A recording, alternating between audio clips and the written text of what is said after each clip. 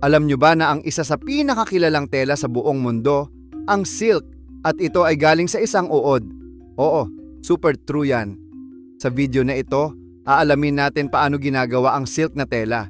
Mula sa maliit na silkworm hanggang sa pino at makinis na tela na ginagamit natin ngayon. So, tara!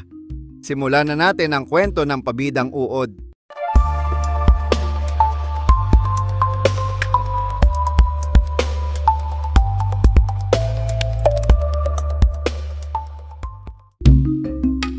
Ang silk ay unang natuklasan sa China mahigit 5,000 taon na ang nakakaraan.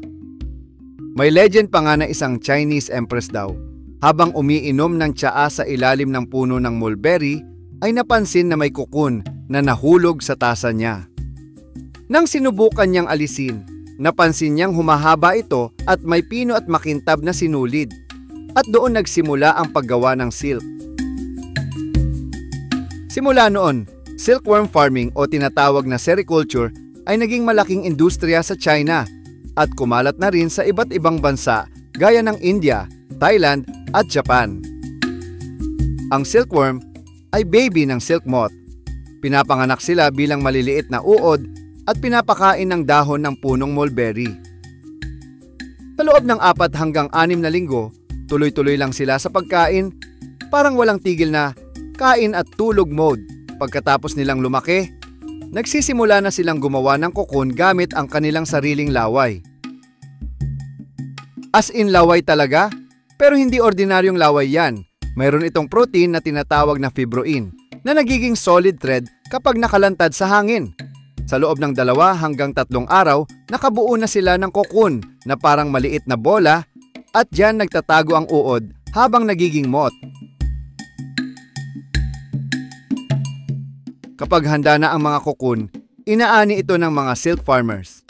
Pinipili nila ang mga cocoon na buo at maganda ang hugis. Tapos, ilulubog ito sa mainit na tubig para lumambot. Bakit? Kasi kailangan nilang huwag muna mabiyak ang moth sa loob.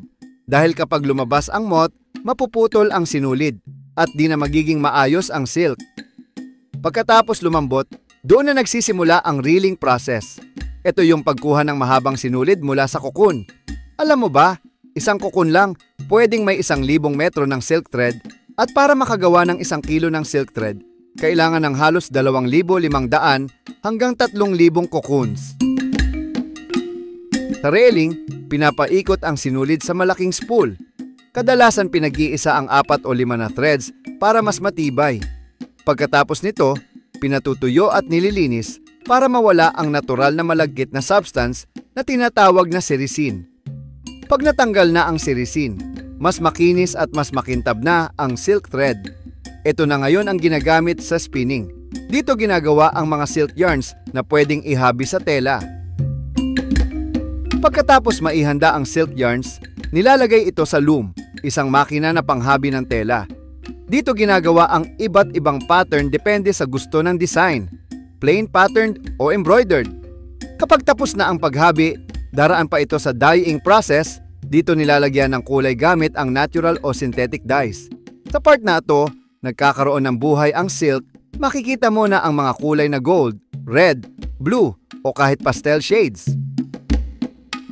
Ngayon, hindi lang China ang gumagawa ng silk. Marami ng bansa sa Asia ang may sariling production. At meron na ring mga synthetic silk, gawa sa polyester o rayon na mas mura pero halos kamukha ng natural silk. Kaya ngayon, hindi na ito eksklusibo o pangmayaman. Marami na ring ordinaryong tela na ginagaya ang texture ng silk para mas affordable sa lahat. At yan ang buong proseso kung paano ginagawa ang silk fabric. Mula sa maliit na silkworm hanggang sa eleganteng tela. Nakakabilib, di ba?